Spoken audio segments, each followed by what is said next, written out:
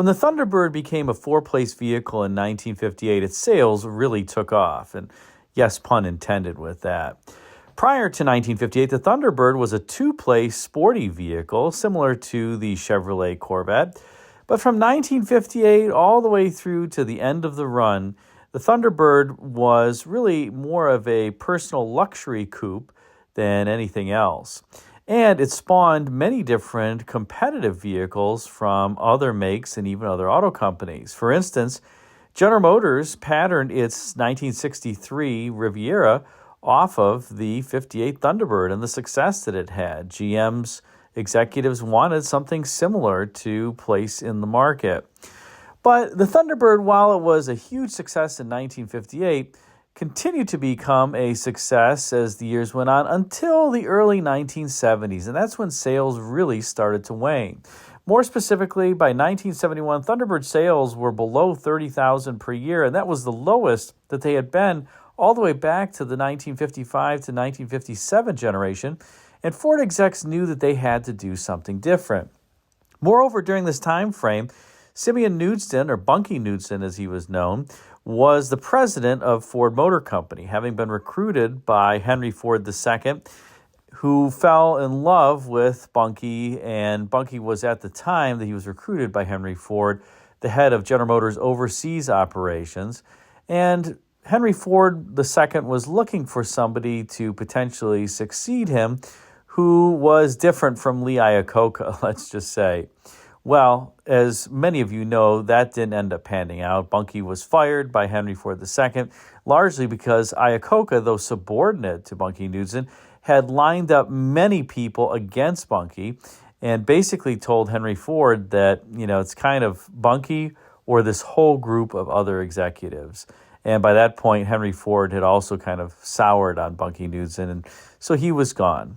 But one thing that Bunky did not like was the 1970 and 71 Thunderbird, even though he had put his stamp on those vehicles. It was Bunky that actually was the individual who told designers to graft that beak on the 70 and 71 Thunderbirds because he wanted them to, no joke, look more like Pontiacs. Because, well, Bunky was previously a division general manager at Pontiac before he was head of General Motors' overseas operations.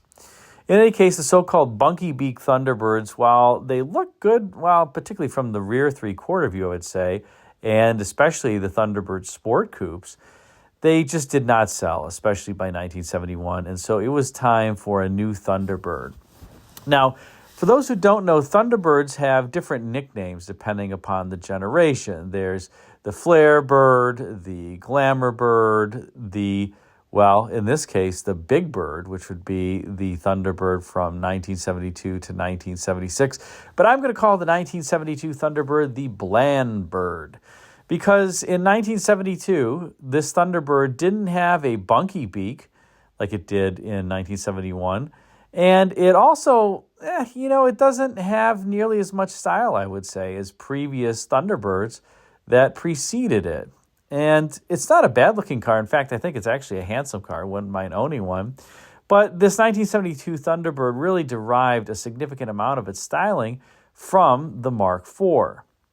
Now, the Thunderbird had shared platforms with the Lincoln Mark series all the way back to the 1969 model year, when the 1969 Mark III was taken off of the 1967 Thunderbird's platform. More specifically, the four-door Thunderbird's platform really became the underpinning for the Mark III. So it was nothing new for the Thunderbird to share components with Lincoln. In fact, all the way back to 1958, the Thunderbird and the Lincoln vehicles shared the same assembly plant at Wixom, and they were unibody vehicles even back then. But they became body-on-frame with the 1967 generation, and they would continue to be body-on-frame for years after that, and such would be the case for the 1972 Thunderbird.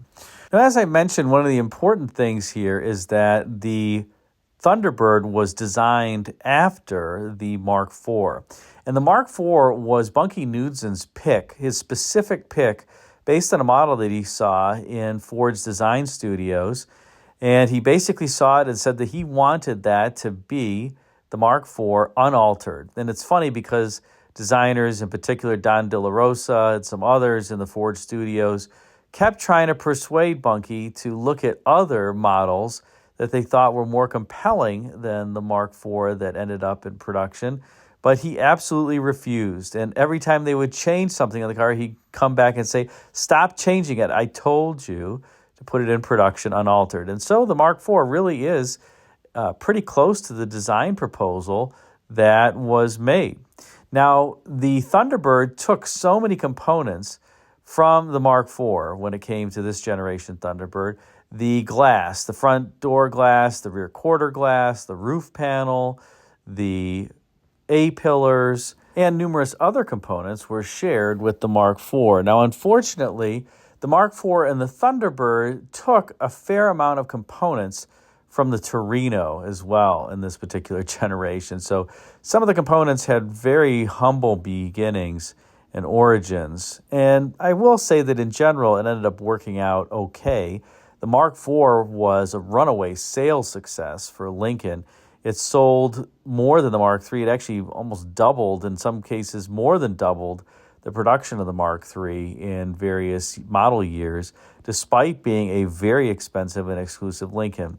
And the Thunderbird, the 1972 Thunderbird, also was a success relative to the 71. In fact, almost 60,000 units were sold, nearly doubling the volume on a year-over-year basis. So Ford must have been pretty happy with the overall sales figures. But I have to say that the 72 Thunderbird is rather sedate when you compare it with previous Thunderbirds. And I guess some of that is just a product of what happened over time. More specifically, as the years went on, the Thunderbird kept growing and growing in size to the point that on this 1972 Thunderbird, it had a 120-inch wheelbase and weighed about 4,500 pounds. It was a portly car. And in addition to growing in size, it became generally more luxurious. So there were some pluses and minuses, but this 1972 Thunderbird, as you can see here, it was not a bad-looking vehicle. The bunky beak is gone up front. There is admittedly still a little bit of a protrusion there on the front end, but you do have this handsome kind of linear theme for the grille that spills over into the headlamps, which of course are exposed versus being covered on the Mark IV. And you get these large cornering lamps that you can see here on the Thunderbird that help illuminate the way at night when you're turning the corner. Now, another interesting feature here is the kinked or curved A-pillars. I think that was only done just purely for style, but that's a rarity. You don't usually see that on vehicles. The A-pillars are generally straight, but here they are curved, and it's an interesting look overall. Also notice the body side molding on Thunderbirds. According to some of the designers on the program, they were actually told to slap a bunch of moldings on these Thunderbirds to give them a little bit more pizzazz, I guess. Something that designers often don't like is placing body side moldings on cars, but, well, they were mandated to do it here. Here's another look at the front end from the passenger side, and you can see how much the body curves under below that molding. And it helps give the car a little bit better stance in terms of looks, but these wheels still look relatively far inboard on the vehicle, just, I guess, a function of how this platform was set up. And here is a side profile of the 72 Thunderbird. You can see that similar greenhouse, the front glass, the quarter glass, the windshield, the A-pillars, the roof. As I said, all the same between the Thunderbird and the Mark IV. Although on the Thunderbird, you did get something that you couldn't get on the Mark IV, and that was the Landau bar that you see there on the C-pillar. I don't know how I feel about that. I kind of wish that it was gone. Now, interestingly, on the Mark III and Mark IV, as well as these Thunderbirds, the rear quarter glass retracts into the C-pillar, but it doesn't retract all the way on either the cars with the opera window, like the Mark IV, or on this Thunderbird that doesn't have the opera window. There's just not enough room for this glass to travel rearward, I guess.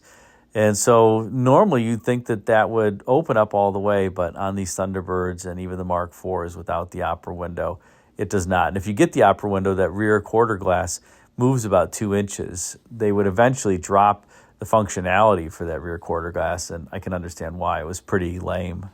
I will also say that while the Thunderbird had a 120-inch wheelbase, its overall length was 216 inches. So the overhangs, by definition, are very large. And this was during a time frame when Ford, particularly on the Lincolns, which this car, as I mentioned, was patterned off of, had this design philosophy of having kind of equal length front and rear overhangs. And you can see it in the side profile of the car. It looks like you kind of want to push the wheels out a little bit more to the corners. Now, as we rotate out back, we do have a distinctive Thunderbird signature, and that is that full-width tail lamp. That had been a Thunderbird signature for a number of years, but here it contains 10 bulbs. There are 10 bulbs in that area there for the rear tail lamp treatment. And unfortunately, by this point, the Thunderbird had lost its sequential turn signals, which were kind of cool, but at least you got this full-width taillight that gave a nice signature to the rear end of the car. You can't really see it in this picture all that well, but the vinyl top also had some very strange things going on there. Mainly that it had like a faux alligator pattern, I guess you would call it. Something that was not available on the Mark IV that still had a similar kind of cavalry twill type fabric that the Mark III had. So for whatever reason, Ford thought that an alligator-like print on the vinyl top was something that customers would go for. And I guess, well, to some degree, they did. Now let's turn to the inside of this particular 1972 Thunderbird and take a look at the interior. Now, this was a pretty sumptuous place to be in 1972, although I have to say that by this point, unfortunately, the Thunderbird had lost a lot of what kind of made it, let's say, unique in the first place. There's no more wraparound rear seat in this car. There's no more full-length center console, as you can see. And those were some of the things that made the early Thunderbird so special, but no, it's just not here. And the Thunderbird at this point was sharing its instrument panel with the Mark IV. And you can tell, it's basically the identical shape, although the gauges here are different. And also by this point, Ford had really gotten rid of gauges for the Thunderbird, except for the fuel gauge. You have idiot lights there and a bank at the top. Now, a strange thing on the Thunderbirds for 1972 was that no matter what interior color you got, the steering wheel as well as this instrument binnacle was always black. So I have to imagine that was just a cost savings measure, and you got a cost savings measure on Ford's most expensive vehicle. How strange. Also notice the climate control placement there. It's on the bottom left-hand side of the instrument panel so that your pesky passengers can't alter the heat or the air conditioning. That's something that can only be done by the driver. And in addition to the climate control on the left, you can see the radio on the right, the wiper controls, as well as the cigarette lighter controls on the right. The power antenna switch is underneath the instrument panel. This is a very tall instrument panel in these vehicles. It's so tall that from some normal seating positions, you actually can't even see the brake pedal and the accelerator pedal. You're just kind of doing it by feel, which I find a little bit strange. I don't have a 72 Thunderbird. I do have a 72 Mark IV, and I have to say that is, it takes a little getting used to.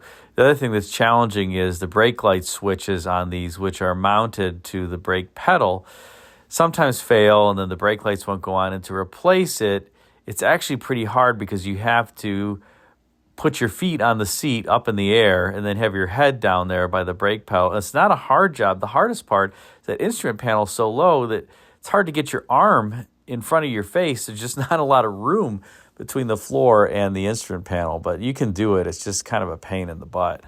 Now, while you didn't get a center console anymore in these Thunderbirds, you did get the dual armrests up front, and the seats were overall pretty comfortable, I have to say. They look nice with these buttons and large pleats, and it was not a bad place to be. The only thing that I will say about the Thunderbird on the inside is it's a bit hard to see out of, and you can notice how big that C-pillar is. And the side glass is relatively small, as is the back window. So these cars kind of have almost a modern-day Camaro or sports car-like feel from the inside, just because the glass area is so minimal, especially when you compare it with other cars of the era. And I guess it didn't really factor into the buying decision of people who procured Mark IVs, because the Mark IV was an excellent seller. And these Thunderbirds didn't sell poorly either. But it certainly was a car that was a little bit challenging to see out of. And remember, a passenger side mirror was not standard during this time frame. That was, I believe, a dealer option still in 1972. So it was a significant rarity, but it's really needed on this car. I mean, as somebody who owns a Mark IV without the passenger side rear view mirror, I would say that it's kind of needed. You got to be a little bit careful because of how chunky that C-pillar is and how little glass area you have when you're driving the car. Now, also, as I previously mentioned, you see the back seat here doesn't have that wraparound style theme that earlier Thunderbirds have, nor does it even have a center armrest. So the back seat was kind of a chintzy place in these big Thunderbirds. And you can also tell from this photo that the buyer, well, unfortunately, is saddled with another cost-cutting measure in these Thunderbirds. Notice the color of the seatbelts is black. Ford made you pay for deluxe seatbelts on a number of vehicles, but this is the top-of-the-line Ford, and to still get black seatbelts, it just doesn't seem right to me. But, well, I guess people live with it. Now let's talk about the under-hood department, because for 1972, you got a 429 cubic inch 4 Venturi V8 underhood. That's what the V stands for 4 Venturi or 4-barrel. And it made 212 horsepower, which isn't all that much. And remember, this car weighs 4,500 pounds, so you weren't necessarily going to go anywhere fast. But the engine does have a good amount of torque, and the 429s were quite reliable. Now, interestingly, this was the first year where Ford started using the General Motors style A6 air conditioning compressor that you can see there on the driver's side. And that was because the Tecumseh two-piston compressor, the York Tecumseh two-piston compressor, Ford just felt that it didn't have enough cooling capacity and couldn't cool the cabin fast enough, particularly wagons. So they went to the GMA6 compressor. And also, I will say that the GMA6 compressor is more silent in operation and smoother than that two-piston York Tecumseh compressor. And you'll also notice that under hood there's a GM power steering pump. And this was also the first year that Ford really started using the General Motors power steering pump in some vehicles. And I suspect that is because Ford, their power steering pumps before this, they always had a little whine to them. And it's not an offensive whine, but it is noticeable when you're driving the vehicles. And it doesn't matter if it's a Lincoln, a Mercury, a Ford, you just have a little bit of a whine, particularly in cold weather, I think when the fluid is thicker. So Ford ended up abandoning their power steering pump for the General Motors power steering pump that you see here in 1972. Other than that, it's pretty standard Ford underhood, although I will say that beyond the A6 compressor, the evaporator and the air conditioning setup is also sourced from General Motors Harrison division, which made all the refrigeration. So there's a decent amount of General Motors under the hood of your Ford. I don't know how the Blue Oval crowd likes that or not, but, well, it is what it is. Now, one other thing I will make note of on these Thunderbirds is that they went to this gas tank that was underneath the trunk as opposed to the previous vertical tanks that you've seen on other Fords. And this was, I think, overall, well, a bit challenging. The filler neck on the 72 and 73 models is very low behind the license plate. In 74, it was redesigned and the gas filler door would be moved to the rear quarter panel on the driver's side like it was on Fords for so many years. But for 72 and 3, they didn't do that. And these cars, like I said, if I don't necessarily mind it, but you do have to stoop very low to fill them. I guess one good thing is it's very easy to replace the fuel sender. You can see it there on the bottom of the fuel tank. It's pretty easily accessible. Couldn't get much easier than that. So I suppose that's one benefit, though, of this setup.